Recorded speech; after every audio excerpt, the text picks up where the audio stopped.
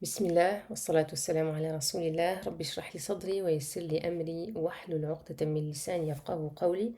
Bienvenue à toi, c'est Kautar, tu es dans ton podcast Maman Niaideuse, le podcast qui t'aide à fusionner ta parentalité avec ta spiritualité.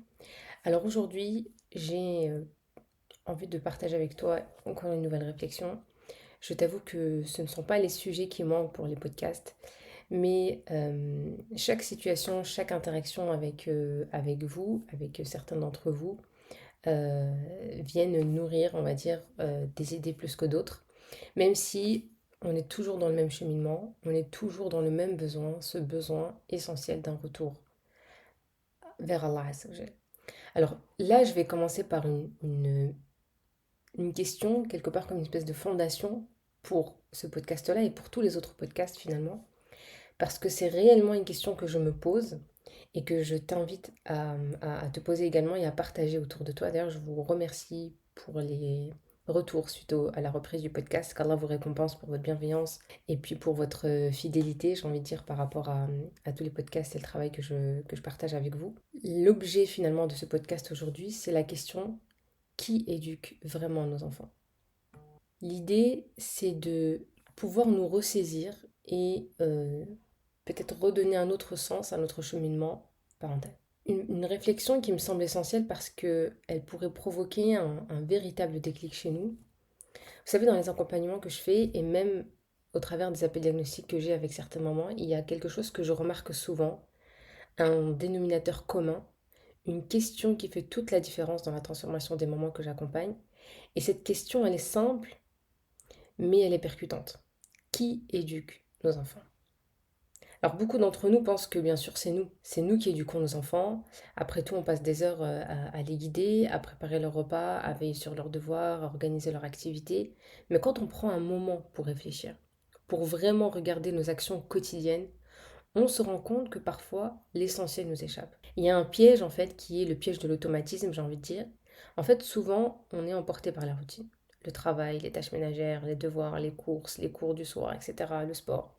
Et dans cette course quotidienne, où est passée l'éducation consciente? Si on ne fait pas attention, ce sont l'école, les écrans, les amis ou même la société qui finissent par façonner nos enfants. Bien plus que nous le faisons et bien plus que nous le pensons. Quand on a un enfant qui passe 80% de son temps à l'école, il faut conscientiser que c'est 80% de ce temps-là qui l'éduque. Et si j'ai 20% à la maison, c'est ces 20%-là qui l'éduquent. Si ces 20%, on les passe dans nos routines quotidiennes, ce que j'ai cité tout à l'heure, pour pas les redire parce qu'on les connaît toutes, eh bien, on tombe dans le piège de l'automatisme. Alors, je vous pose une autre question importante. À quel moment on prend réellement le temps d'éduquer nos enfants? Cette question, elle est primordiale parce que si on y répond honnêtement, on risque de passer à côté de l'essentiel. Si on ne répond pas honnêtement, pardon. Donc trop souvent, je rencontre des mamans qui, dans cette spirale quotidienne, ont perdu la motivation de s'améliorer ou même d'améliorer leur relation avec leurs enfants. Pourquoi? Parce qu'elles ont perdu de vue leur pourquoi, leur raison finalement d'agir. Et donc trouver son pourquoi, ça va nous permettre de rester connectés avec notre mission divine, notre mission spirituelle, c'est-à-dire cette mission qu'Allah subhanahu wa ta'ala nous a confiée. Et c'est là qu'un déclic doit se produire. On croit parfois que notre foi, nos valeurs sont au centre de nos actions. On est dans une illusion. Mais quand on regarde de près, nos actes disent autre chose. Lorsque vous savez pourquoi vous vous battez pour devenir une meilleure maman, une meilleure épouse, une meilleure personne, le chemin il devient vraiment, vraiment plus clair. Et c'est ce pourquoi-là, il est spirituel avant tout. Donc, si nous ne faisons pas cela pour nous-mêmes ou pour notre confort, il va falloir le faire d'abord pour notre mission divine. Celle, encore une fois, qu'Allah subhanahu wa ta'ala nous a confiée. Quand vous ressentez ce manque de motivation, cette envie de tout lâcher, il faut se dire stop.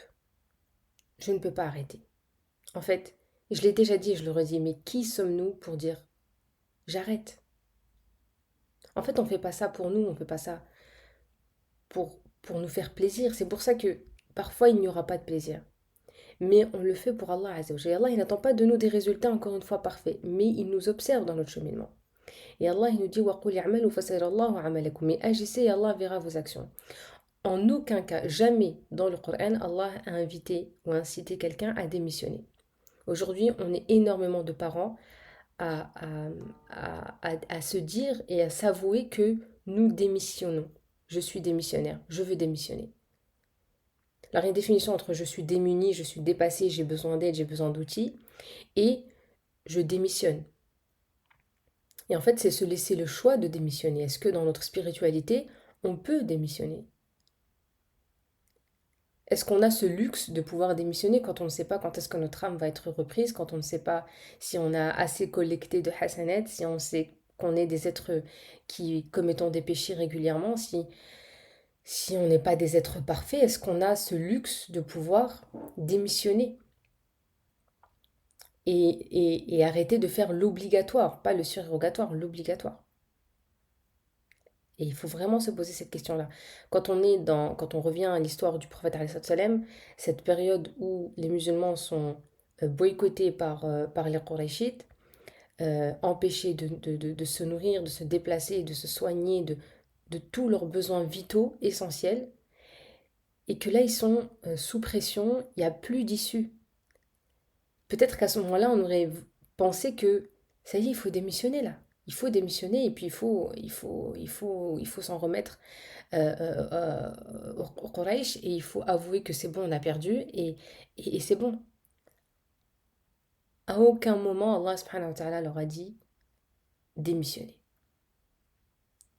Mais si on revoit les textes dans le Coran et les versets, Allah nous dit, il nous invite à faire ce qu'on peut dans notre capacité. Et elle est là la différence.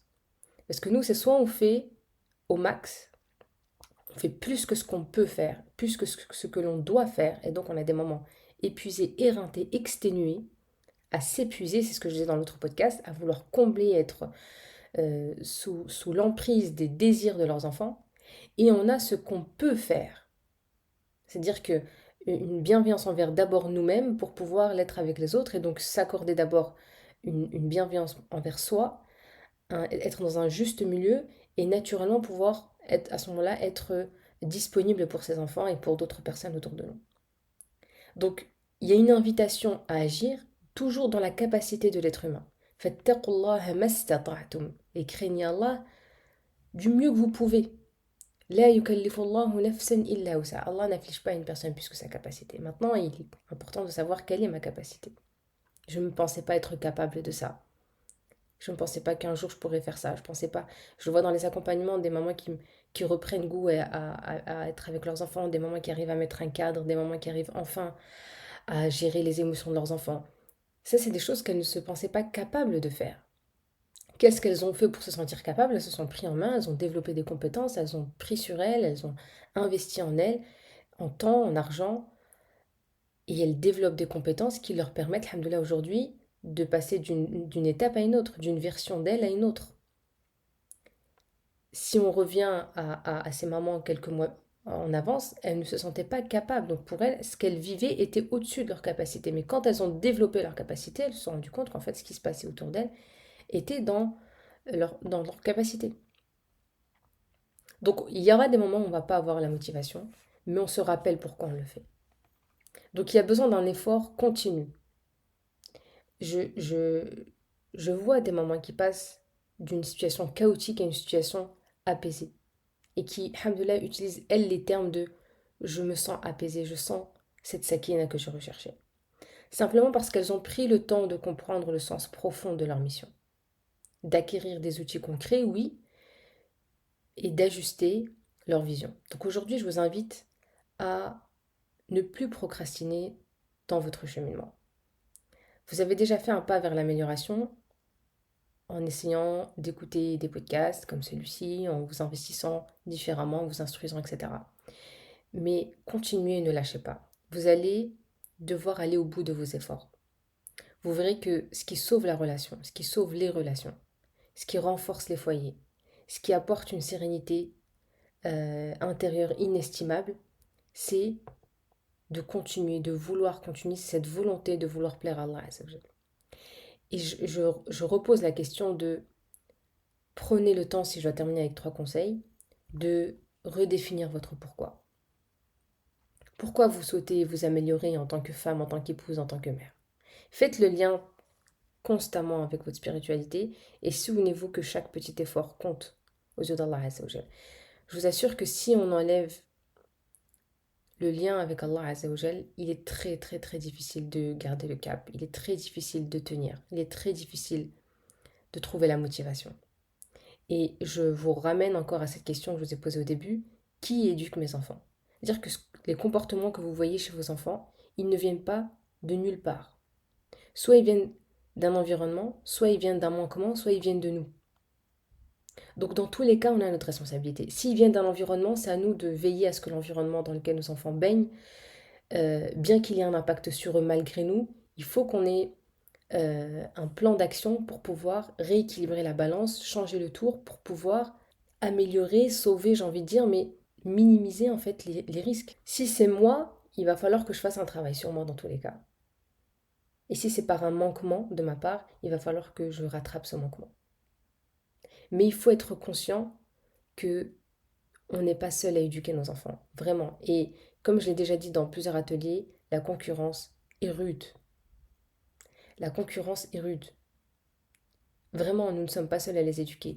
On a l'environnement, on a les écrans, on a les films, on a les séries, on a les dessins animés, on a les fréquentations, on a les réseaux sociaux, on a les réseaux sociaux dans toute leur splendeur. On a TikTok, on a Snap, on a tous les réseaux qu'on ne connaît pas, on a l'intelligence artificielle, on a énormément de concurrents, de personnes qui se battent pour éduquer nos enfants avec nous.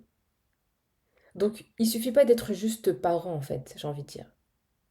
Il faut être un parent outillé, conscient, instruit, formé, prêt, en fait. Parce que nous ne sommes plus seuls. Donc, on prend le temps de redéfinir son pourquoi. Parce que si on le perd, on se perd. Ça, c'est sûr. On fixe des objectifs réalisables. On ne cherche pas la perfection immédiate. Ça, c'est ce qui vient détruire la... C'est-à-dire que, comme je disais cette semaine dans le canal Telegram, et je vous invite vraiment à rejoindre le canal Telegram si vous trouvez des réponses dans mes podcasts. Les capsules Telegram sont là vraiment pour garder un travail sur soi régulièrement, être dans une réflexion régulière, presque quotidienne. Donc ça, c'est important et je vous invite à le faire. Parler de la différence entre ces aspirations qu'on peut avoir, ce niveau d'exigence, ce perfectionnisme et des chaînes. Parfois, et moi je le vois énormément, souvent les personnes qui sont perfectionnistes, qui ont des grandes aspirations, sont enchaînées par ces mêmes exigences et ces mêmes aspirations. Parce que du moment où je ne les atteins pas, je me sens paralysée dans mes actions. Je suis démotivée, je n'ai plus envie, je suis dépassée par mes propres aspirations. Et il faut être conscient de ça. Parce qu'une aspiration, elle est là pour m'attirer, pour m'aspirer en fait vers une meilleure version, vers un meilleur avenir, vers un meilleur chemin, vers une meilleure position, vers un meilleur quotidien. Si au contraire, elle m'aspire vers le bas, c'est plus une aspiration qui est bonne pour moi. Si quand j'imagine que mes enfants, je leur fais ci, je leur fais ça, je leur fais ça, et je vois que je n'arrive pas à le faire, et du coup ça me prend comme un sable mouvant, il faut que cette aspiration disparaisse. Puisque tant qu'elle t'éloigne finalement d'Allah Azza wa Jal, elle n'a rien à faire dans ta vie. Donc il faut avoir des objectifs qui soient réalisables. Je veux juste passer un moment qualitatif avec mes enfants. Je veux pas tout ou rien. J'y vais étape par étape. Donc il faut faire attention à ce que ce niveau d'exigence ou ce perfectionnisme déguisé devienne un frein et une chaîne pour ton changement, quel qu'il soit, que ce soit dans ta mission de maman ou dans ta mission en général en tant que femme. Donc il faut travailler petit à petit sur ces aspects précis, mais avec constance. Et ensuite, la procrastination. La procrastination, on le sait, c'est une porte de Shaitan. Chaque jour compte. Procrastiner et dire oui, mais moi je procrastine, moi j'ai un gros problème avec la procrastination. Il faut accepter et reconnaître que procrastiner, c'est en fait penser que qu'on ne va pas mourir. Inconsciemment, c'est ça, c'est-à-dire que c'est s'autoriser à reporter sa date de décès. On ne peut pas se permettre de procrastiner quand on ne sait pas si demain on va être là. ولا تقولن لشيء إني فاعل ذلك غدا إلا أن يشاء الله. Et ne dis pas une chose que tu vas la faire sans dire Inch'Allah, sauf si Allah veut que tu la fasses. Si Allah t'autorise finalement à être encore présent, être aujourd'hui là. C'est pour ça qu'on dit Inch'Allah, on fait l'intention et Inch'Allah on va le faire. Mais إذا عزمت فتوكل على الله. Donc si tu prends la décision, il faut décider et ensuite être dans le tawakkul. Mais il faut prendre la décision. C'est pas on fait le tawakkul et après on décidera. Non, c'est le contraire. On décide et ensuite on s'en remet à Allah. Il faut prendre la décision. وإذا عزمت فتوكل على الله. Il y a d'abord l'azm, il faut d'abord prendre cette décision, cette posture. Parce que quand je dis oh je le ferai un jour, ça veut dire que je garantis qu'un jour je serai là. Mais on ne sait même pas si on va vivre la minute qui suit. Comment on peut garantir l'année d'après, le jour d'après? Donc s'il y a des choses à faire avec nos enfants, c'est maintenant. C'est pas dans 1 an, dans 2 ans, dans 3 ans. Et encore une fois, le prochain podcast, ça sera sur l'adolescence, parce qu'il y a énormément d'échanges en ce moment sur les adolescents, que ce soit dans les appels diagnostiques ou les appels dans les accompagnements. Il y a encore des choses, il y a beaucoup de sujets, beaucoup de notions qui échappent aux parents. C'est très compliqué quand les enfants sont adolescents. Ce n'est pas impossible, mais c'est beaucoup plus compliqué. Donc s'il y a un travail à faire, c'est maintenant, les sœurs. C'est maintenant. Donc il faut mettre en place des actions. Il ne faut pas remettre à demain l'amélioration de votre relation avec vos enfants, avec votre conjoint, avec d'abord Allah Azza wa Jal. D'accord? On va s'arrêter là. Euh, J'espère que ce podcast-là vous sera utile. Je le sens différent des autres, mais pour moi, il est essentiel parce qu'il faut dépoussiérer un peu tout ce qu'il y a et il faut oser voir parfois les réalités en face. J'espère ne pas avoir heurté votre sensibilité, ne pas avoir été trop dur euh, et, et avoir pu éveiller quelques consciences. N'hésitez pas, Inch'Allah, si vous avez besoin, si vous avez des questions. qu'Allah vous préserve, qu'Allah vous facilite. أقول قولي هذا وأستغفر الله لي ولكم فاستغفروه. السلام عليكم ورحمة الله تعالى وبركاته.